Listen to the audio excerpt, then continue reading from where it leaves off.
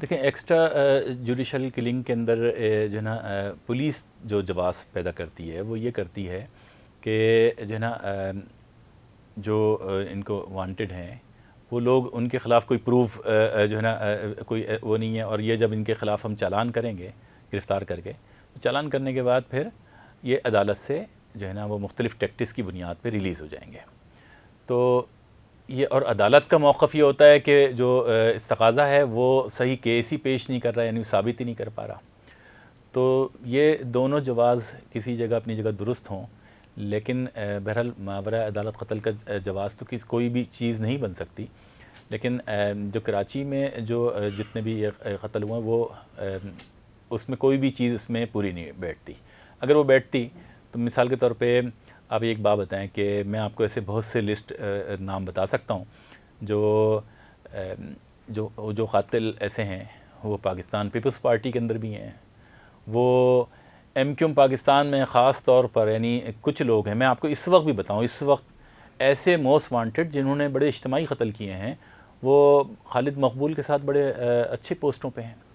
یعنی سیکٹر میں یا زون میں مختلف اسی جگہ پہ۔ مصطفیٰ کمال کے ساتھ ایسے کافی لوگ ہیں،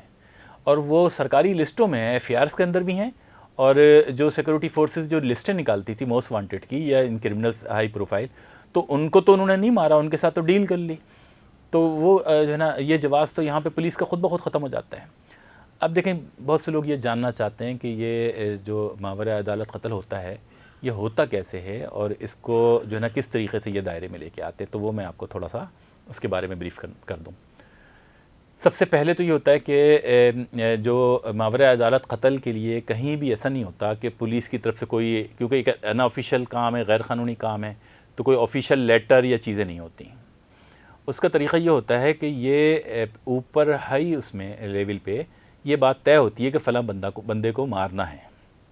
یہ جب اس پہ جو تھرو پراپر جو ڈی آئی جی ہوگا یا ایڈیشنل آئی جی ہوگا، وہ اس کو جو ہے نا اپنے افسر کے تھرو بھی کر سکتا ہے، یعنی افسر کے تھرو ہوگا تو وہ اس طریقے سے ہوگا کہ وہ اپنے ڈی آئی جی کو، اپنے ایس ایس پی کو بولے گا کہ یار صرف وہ لوگ جو یہ کام کرتے ہیں، کیونکہ ہر پولیس افسر یہ کام نہیں کرے گا، مخصوص افسران کریں گے، ان تک یہ کان تک ڈال دی جائے کہ یہ نام ہے، یہ ہمیں مردہ چاہیے، یعنی کیونکہ ملزم اس وقت ٹریس نہیں ہوا تو انہوں نے یہ اس طریقے سے آرڈر نکالا۔ دوسرا اس کا طریقہ یہ ہوتا ہے کہ وزیر داخلہ ہوا یا وہ اعلیٰ پولیس افسر جو اسٹیبلشمنٹ کے خفیہ ریکٹ کو سسٹم کو چلا رہا ہو، تو وہ کسی خاص افسر کو، اس افسر کو جیسے پہلے انسپیکٹر ذیشان کاظمی کو لگاتے تھے، انسپیکٹر چودھری اسلم کو لگاتے تھے، اور لوگ ہوتے تھے، راؤ انوار کو لگاتے تھے، تو وہ ان کو ڈائریکٹ ہی بولے گا،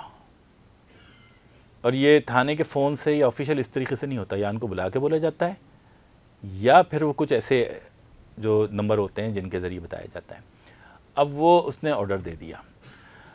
اب اس کا طریقہ یہ ہوگا کہ سب سے پہلے جب وہ اس پہ کام کریں گے تو وہ انفارمر ڈھونڈیں گے، اور یہ میں آپ کو بتاؤں کلیئر کہ انفارمر عموماً قریب کا آدمی ہوتا ہے، دور کا آدمی نہیں ہوتا۔ ایسا نہیں ہوتا کہ کوئی بندہ جب ہم پکڑ رہے ہیں تو اس کا مخالف کوئی ہم کو دے گا، مخالف کو یہ تھوڑی پتہ کہ بندہ روپوشی کا کاٹ رہا ہے، رہ کہاں رہا ہے، یہ بیسیکلی کوئی اندر کا ایسا آدمی توڑتے ہیں قریبی، یا بعض وقت کوئی بندہ انجیکٹ کرتے ہیں اپنا۔ اور کبھی کبھی ایسا بھی ہوتا ہے کہ بعض واقعات ہوئے ہیں، میں نے دیکھا ہے کہ وہ اس کا کوئی قریب کا رشتہ دار یا کوئی اس کا بندہ اٹھایا، وہ اس کو آبزرو کرتے ہیں کہ یہ بندہ دل کا کمزور ہے یا یہ جلدی خوفزدہ ہو سکتا ہے، اس بندے کو انہوں نے اٹھایا اور وہ اس کو جیسے شارٹ کڈنیپنگ کی اصطلاح جیسے آج کل چل رہی ہے نا، ایسے وہ جو ہے نا بہت محدود ٹائم کے لیے اس کو اٹھاتے ہیں اور اس کو یہ ایسا خوفزدہ کر دیتے ہیں کہ ہم تمہیں قتل کر دیں گے اگر ایک ہی طریقہ ہے بچنے کا، اس آدمی کا جب یہ آئے تو بتاؤ ورنہ ہم تم کو مار دیں گے۔ دوسرا طریقہ یہ ہوتا ہے کہ یہ دیکھتے ہیں کہ قریبی بندوں میں سے کوئی بندہ بہت لالچی ہو، یہ جو روحانی بیماریاں ہوتی ہیں نا یہ ساری، ان بیماریوں کو بھی وہ فائدہ اٹھاتے ہیں، بہت لالچی ہو تو اس کو بڑی آفر بھی کرتے ہیں، یعنی اس قسم کی ٹیکٹکس ہوتی ہیں۔ تو اس کے بعد وہ بندہ جو ہے وہ بڑے ٹیکنک کے ساتھ ایسی موبائلوں کے ذریعے یا پرائیویٹ گاڑیوں کے ذریعے اٹھایا جاتا ہے جو ٹریسیبل نہ ہو، کہ یعنی نہ اس کا نمبر آئے نہ وہ ٹریس ہو سکیں۔ اور ہاں یہ ہوا ہے کہ آپریشن کے دور میں بعض وقت بہت بے احتیاطی بھی ہیں کی پولیس نے کی ہیں اور بہت سارے پروف بھی چھوڑ دی ہیں۔ اس بندے کو یہ اٹھاتے ہیں، پھر یہ پلاٹ تیار کرتے ہیں، اس کو پلاٹ بولتے ہیں، پلاٹ تیار کرنا ہے۔ تو پلاٹ تیار کرنا ہے، مثال کے طور پہ میں آپ کو بتاؤں، اب ریحان کو جب جیسے مارا تو وہ آپ دیکھیں اس وقت ایس ایس پی سینٹرل نے پریس کانفرنس کی، دین محمد بلوچ صاحب نے، میں بھی اس پریس کانفرنس میں گیا تھا، وہ آپ یقین کریں اگر کوئی بندہ سمجھدار ہوتا 1 سیکنڈ میں پکڑ سکتا تھا جو وہ غلطی ہوئی۔ انہوں نے پریس ریلیز میں یہ لکھا کہ پولیس افسران اسنیپ چیکنگ کر رہے تھے، اور اسنیپ چیکنگ کے دوران ایک یلو کیب ٹیکسی میں کچھ مشتبہ افراد جو ہے نا وہاں سے گزرے۔ پولیس نے اس کو جب اشارہ کیا تو گاڑی نہیں رکی، اور پولیس نے اس پر ان کا پیچھا کرنا شروع کیا۔ انہوں نے گاڑی کا پچھلا جو شیشہ تھا وہ نہیں تھا، اس میں لگا ہوا نہیں تھا، اس میں سے انہوں نے جو ہے وہ راکٹ فائر کیا، وہ راکٹ ہوا میں ہی پھٹ گیا۔ اس کے بعد جو ہے یہ گاڑی ایک نیو کراچی کے خالی پلاٹ پر پہنچی،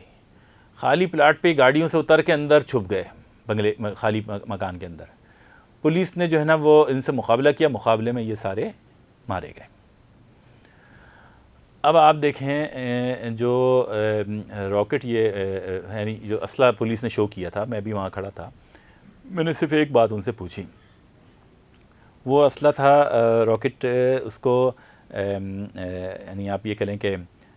RPG-75 کہہ سکتے ہیں، وہ چائنیز ساختہ ہوتا ہے، یہ افغان جنگ میں یوز ہوتا تھا، زمین مار میزائل، ایک قسم کا وہ چھوٹا راکٹ نہیں ہے، وہ RPG-2 سے بہت ہیوی راکٹ ہے۔ وہ راکٹ جو ہے نا بہت بڑا، یعنی جتنی یہ ٹیبل ہے کافی بڑا وہ تھا، اس کا جو لانچر تھا وہ انہوں نے شو کیا ہوا تھا۔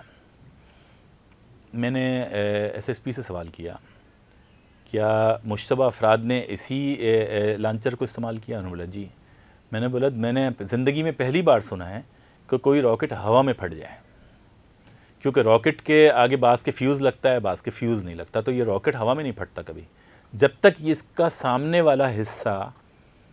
یہ کسی آگے والی چیز سے ٹکرائے نہ، ٹھوس چیز سے، اس وقت تک یہ بلاسٹ نہیں ہوتا۔ تو یہ ہوا میں پھٹنا تو پوری دنیا میں پہلا واقعہ وہ کراچی کا وہی ہوا ہے جو ریحان والے کیس میں ہوا۔ اس کے بعد جو ہے نا میں نے ان سے بولا کہ اچھا یہ جب راکٹ فائر ہو گیا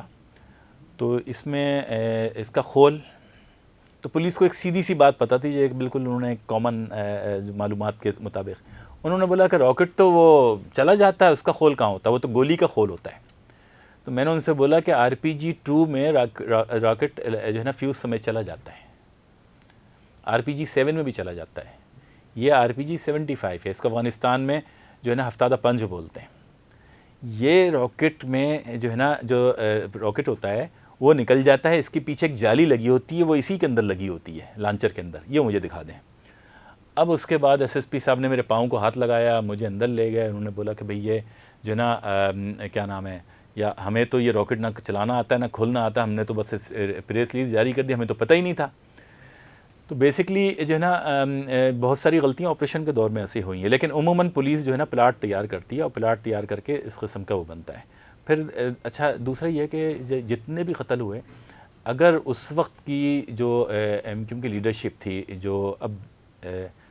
ایکسپوز ہوئی ہے، یہ لیڈرشپ اگر چاہتی تو میں آپ کو تو بہت آسان سا فارمولہ تھا اس کا آسان سا فارمولہ یہ تھا کہ جو اس کا پوسٹ مارٹم ہوتا ہے، میڈیکل لیگل ہوتی ہے، اس میں اصل بات آ جاتی ہے۔ گولی جیسے زیادہ تر آپ کیسز دیکھ لیں، میں نے بہت سی باڈیاں دیکھی ہیں، اس میں گوشت کے پورے پورے ٹکڑے اڑ گئے ہیں۔ یہ ٹکڑے اس وقت اڑتے ہیں جب آپ پسٹل کو جو ہے نا بالکل قریب سے فائر کرو، یا آپ نے کلاشنکوف کو، کیونکہ کلاشنکوف سے بہت بڑی پوٹی اڑ جاتی ہے لیکن وہ قریب سے فائر کرنے کی صورت میں، تو وہ گوشت کے ان کے باڈی پہ حصے اڑے ہوئے تھے، صاف پتہ چلتا ہے کہ قریب سے گولیاں ماری گئی ہیں۔ تو دوسرا یہ کہ بعض کے ہاتھ بندھے ہوتے ہیں تو وہ ہاتھوں پہ اس کا نشان بھی ہوتا ہے۔ ایسی بہت ساری چیزیں ہوتی ہیں، اور میڈیکل جو ڈاکٹر ہوتا ہے اس کو فوراً پتہ ہوتا ہے۔